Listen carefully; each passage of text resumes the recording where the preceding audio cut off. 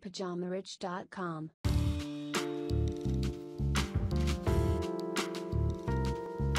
Salut à toi et bienvenue sur ce nouveau podcast de Pyjama Rich TV, podcast qui était gracieusement offert par PajamaRich.com. Alors aujourd'hui, je voulais te parler de la meilleure façon de lancer un business, la start-up. Trop de gens s'imaginent que pour lancer un business, il faut des millions.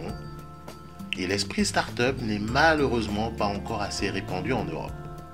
Et souvent, lorsque tu rencontres une personne qui vient de lancer son business, tu apprends qu'il a déjà des locaux, du personnel, des tonnes d'équipements et surtout un bon gros crédit. Et tout ça avant même d'avoir signé le premier client. Et après, on va s'étonner que la majorité des entreprises font rapidement faillite après création. Mettre la charrue avant les bœufs n'a jamais été une bonne idée. Et ce vieil adage se vérifie encore plus en business. Sais-tu qu'en vrai, beaucoup de chefs d'entreprise ou de commerçants notamment en France ne se payent pas de salaire pendant des années après le lancement de leur activité? Personnellement, un business qui n'est toujours pas rentable au bout d'un an ou deux, je le jette aux chiottes et je tire la chasse pour passer à autre chose. Comment veux-tu t'en sortir quand tu commences ton business avec déjà autant de charges, de dépenses, de frais, de charges fixes? Mais bien sûr que tu vas ramer pour ensuite te noyer. Car en business, rien ne se passe comme tu l'as imaginé sur le papier. Il y a des tonnes d'imprévus, d'oublis et autres qui te causeront des difficultés. Voilà pourquoi il est important d'apprendre comment lancer un business en mode start-up. Le secret, c'est de savoir commencer petit, se débrouiller avec ce qu'on a, improviser. Partager avec toi ma recette pour le lancement d'un business. Comment lancer un business qui marche sans se ruiner? La première chose à faire lorsque tu démarres une activité commerciale, c'est de limiter les frais et surtout les charges fixes. Les charges fixes, ce sont tous les frais que tu peux avoir et qui se répètent tous les mois. Par exemple, un loyer, facture d'électricité ou de location de matériel, etc. Et étant donné qu'au départ, tu n'as aucune garantie sur tes revenus, alors tu ferais mieux d'éliminer les charges fixes qui risquent de te mettre dans le rouge mois après mois. As-tu vraiment besoin d'un local ou d'un bureau? Vas-tu recevoir des clients? Est-il possible que tu te déplaces directement plutôt que ce soit tes clients qui viennent à toi? Voilà le genre de questions que tu dois te poser afin de déterminer si tu as besoin d'un local ou d'un bureau. Et cette charge est souvent une des plus lourdes lorsque tu démarres. Il y a un grand businessman anglais, James Caan. Il a fait fortune spécialisé dans les services aux entreprises, etc.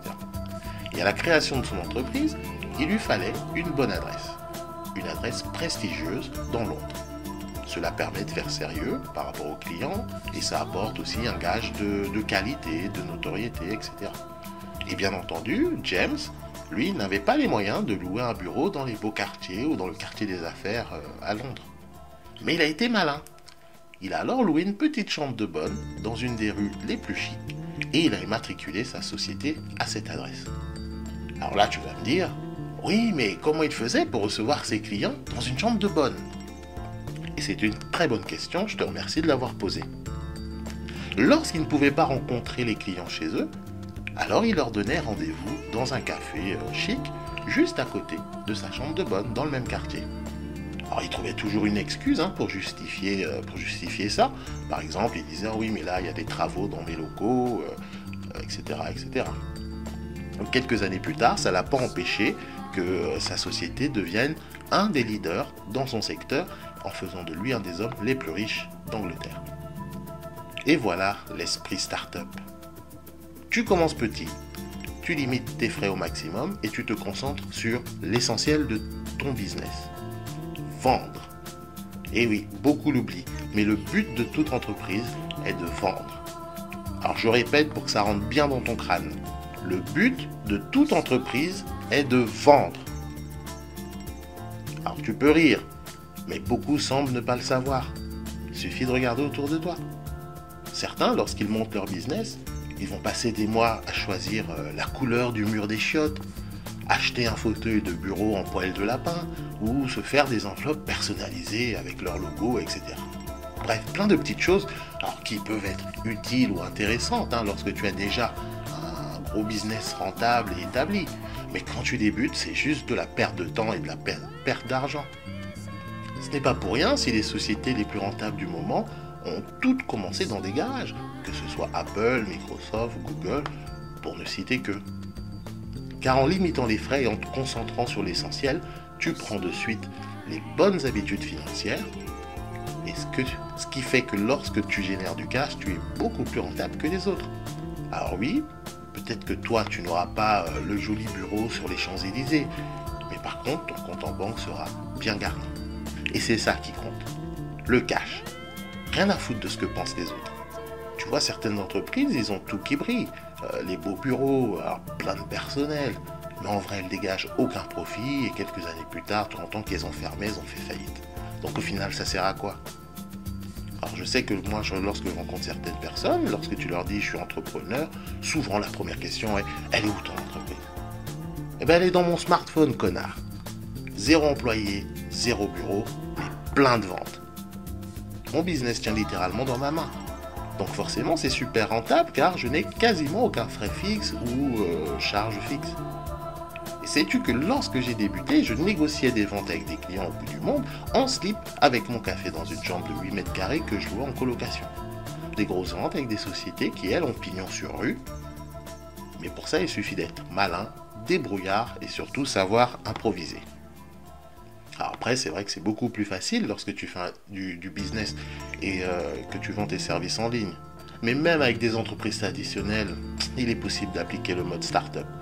L'essentiel est de réduire toutes les dépenses au maximum, optimiser tous tes outils, tous tes avantages, tous tes accès et surtout se concentrer sur la vente.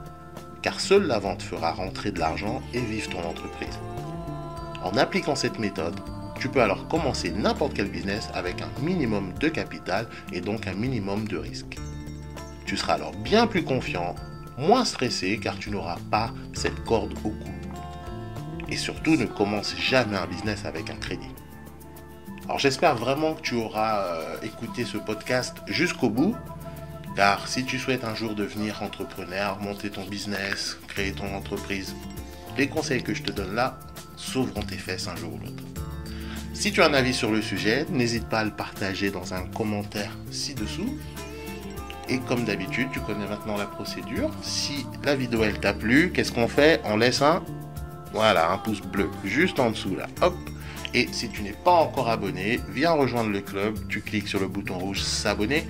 Donc ça c'est gratuit. Ça te permet quoi? Ça va te permettre simplement de recevoir toutes les nouveautés, toutes les nouvelles vidéos, d'être notifié automatiquement par YouTube, comme ça tu ne rateras rien et tu gagneras du temps également.